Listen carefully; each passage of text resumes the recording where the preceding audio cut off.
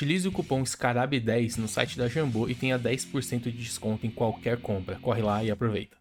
Oi, tudo bem? Eu sou o Tico e hoje eu tô aqui para trazer mais um Dúvidas Paranormais, aquele quadro semanal onde eu respondo as perguntas que vocês deixaram no vídeo da semana passada. E o Yoru tem uma dúvida sobre a habilidade Ferramentas Paranormais. Ele quer saber se essa habilidade funciona também para itens amaldiçoados ou se só funciona para aquela parte de itens paranormais na parte de equipamentos do livro de regras. E, infelizmente eu tenho que dizer que ele funciona só para aqueles equipamentos que são classificados como itens paranormais. Itens amaldiçoados são uma coisa, itens paranormais são outras, até porque se você pudesse habilitar as habilidades de itens amaldiçoados sem gastar pontos de esforço, ia ficar muito quebrado. Então a única maneira de você usar essa habilidade de ferramentas paranormais do ocultista é justamente com os equipamentos paranormais ali, o detector de aura e todas aquelas outras ferramentas que gastam PE. Para usar elas com essa habilidade você não precisa gastar pontos de esforço, mas para itens amaldiçoados continua gastando normal. O Hiroki fez uma pergunta muito interessante, muito grande também, na verdade, ele deu um exemplo muito grande, mas basicamente ele quer saber o que eu acho, né, qual é a minha opinião sobre ideias mirabolantes ali dentro do sistema que podem mudar o rumo ou podem gerar uma mecânica nova ou alguma coisa diferente. Ele deu o exemplo ali de uma polarização caótica usado para transformar uma tampa de bueiro ou levitar uma pessoa e ela virar meio que o super choque voando por aí.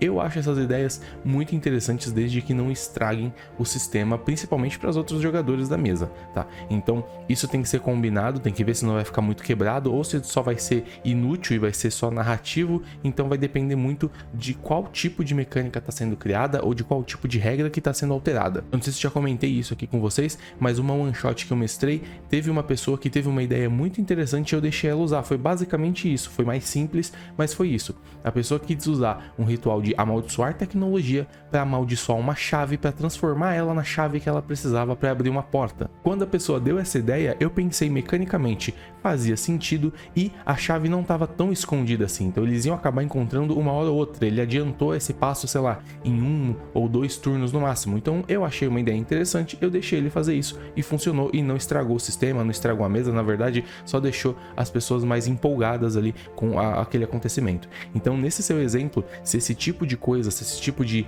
ferramenta que ele vai ter para usar para voar não for quebrar o sistema, for só deixar as coisas mais divertidas, tá tranquilo. O Lípio tem uma dúvida meio polêmica, né? Ele diz que a ideia dele para a missão final que ele tá mestrando, para a batalha final que ele tá mestrando, é um NPC, digamos, com uma ficha de jogador. Então ele teria um NPC com uma ficha normal e ele quer que esse jogador, digamos assim, jogador NPC, batalhe contra as outras pessoas da mesa, e ele tem uma dúvida sobre qual Nex deveria ser essa ficha, porque ele quer que tenha uma ficha normal.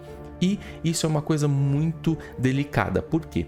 Ordem Paranormal não foi feito para ser PVP. O que você está fazendo é simular um PVP. Você está colocando os jogadores contra um outro jogador, porque a ficha é de um jogador. E isso não tem como equilibrar. A maioria das habilidades, elas são feitas para lidar com criaturas. E quando você coloca elas contra uma ficha de jogador, elas ficam ou muito roubadas ou inúteis. A dica que eu posso te dar é: não use uma ficha de jogador para lutar contra outros jogadores, porque o sistema é desbalanceado para esse tipo de coisa. O que você pode fazer é ou usar uma ficha de criatura, se for uma criatura, ou usar uma ficha das ameaças da realidade lá da parte do livro mesmo, que tem humanos, tem bandidos, tem ocultistas, tem policiais, tem mercenários, enfim, tem um monte de gente lá que dá bastante dano, que tem um VD.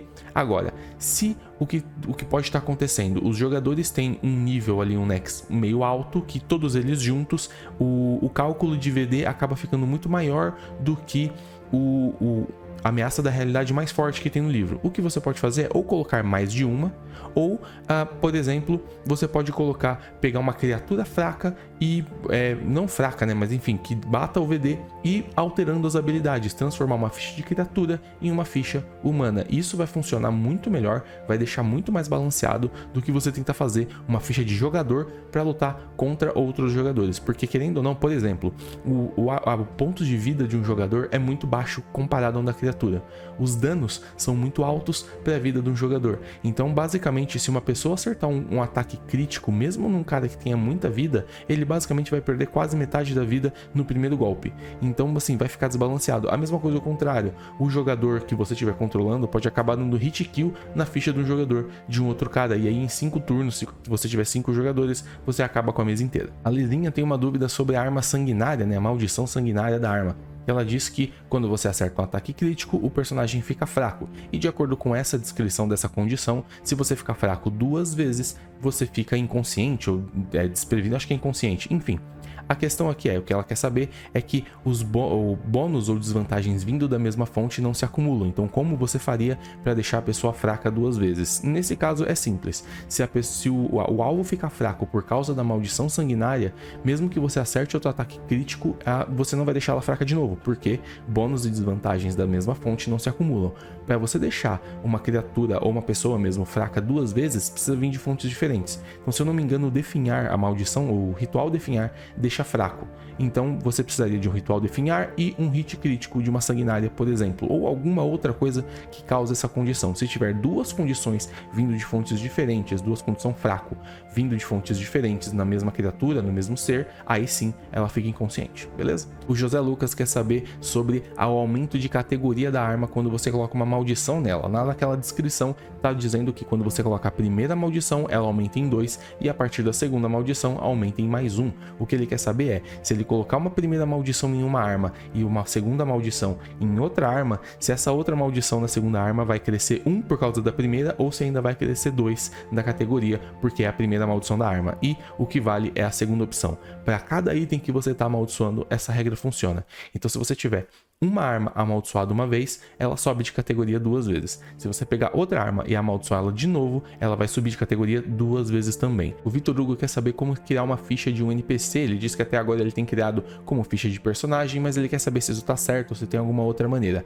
E, na verdade, assim, não tem nada muito certo nem muito errado se o NPC for ajudar os jogadores, se for um NPC amigo. Eu recomendo você usar ou um aliado, né? Você pegar aquela mecânica de aliado e colocar um aliado ali para ajudar eles e contar como todos têm aquele aliado, tá?